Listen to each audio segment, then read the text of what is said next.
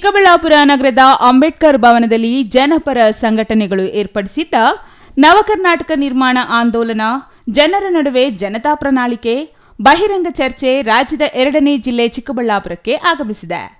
ನೂತನ ಪ್ರಾದೇಶಿಕ ಪಕ್ಷ ಹುಟ್ಟಿಹಾಕಿ ನಾಡು ನುಡಿ, ಜಲ ಸಂಪತ್ತು, ರೈತನ ಬದುಕು, ದಲಿತನ ಜೀವನ ಉಳಿಸಲು ನೂತನ ರಾಜಕೀಯ ಪಕ್ಷದ ಅವಶ್ಯಕತೆ ಇದೆ ಎಂದು ಹೇಳಿದರು.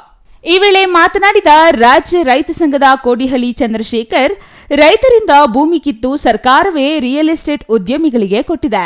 ಬಂಡವಾಳಗಾರರಿಗೆ ರೈತರ ಭೂಮಿ ಕೊಟ್ಟು ರೈತರ ದಿವಾಳಿ ಮಾಡುವುದು ನಿಲ್ಲಿಸಿ.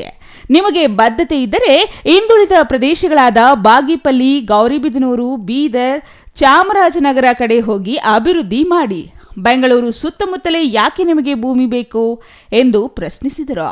ಮಾರಸಂದ್ರ ಮುನಿಯಪ್ಪ ಮಾತನಾಡಿ, ಸ್ವಾತಂತ್ರ್ಯ ಬಂದು 78 ವರ್ಷ ಕಳೆದರೂ ನಾಡಿನ ಆಸ್ತಿಯಾದ ರೈತರು, ದಲಿತರು, ಸಾಹಿತಿಗಳ ಕನಿಷ್ಠ ಸವಲತ್ತಿಗಾಗಿ ಬೀದಿಗಿಳಿದು ಹೋರಾಡುತ್ತಲೇ ಇದ್ದಾರೆ. ಇವರ ಬದುಕು ಸುಧಾರಿಸಬೇಕಾದ ಕೇಂದ್ರ ಮತ್ತು ರಾಜ್ಯ ಸರ್ಕಾರಗಳು ಬಹುಸಂಖ್ಯಾತರ ಪರ ಆಯವ್ಯಯ ಮಂಡಿಸದೆ ಬಹುರಾಷ್ಟ್ರೀಯ ಕಂಪನಿಗಳೇ ಮೊದಲಾದ ಕಾರ್ಪೊರೇಟ್ ಸಂಸ್ಕೃತಿಯ ವಾರಸುದಾರರಂತೆ ವರ್ತಿಸುತ್ತಿರುವುದೇ ಇವರೆಲ್ಲರ ದುಸ್ಥಿತಿಗೆ ನೇರ ಕಾರಣವಾಗಿದೆ ಎಂದು ಕಿಡಿಕಾರಿದರು.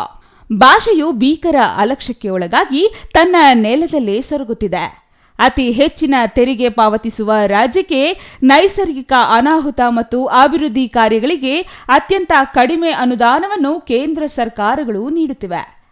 ಇದಕ್ಕೆ ಇತಿಶ್ರೀ ಆಡಬೇಕಾದರೆ, ಸುಸ್ಥಿರ ಅಭಿವೃದ್ಧಿ ಕಾಣಬೇಕಾದರೆ ಜನತಾ ಪ್ರಣಾಳಿಕೆಗೆ ಕಾರಣವಾಗುವ ನವಕರ್ನಾಟಕ ನಿರ್ಮಾಣದ ಆಶಯವುಳ್ಳ ಜನಪರ ಪ್ರಾದೇಶಿಕ ಪಕ್ಷ ಅಧಿಕಾರಕ್ಕೆ ಬರಬೇಕಿದೆ ಎಂದರು.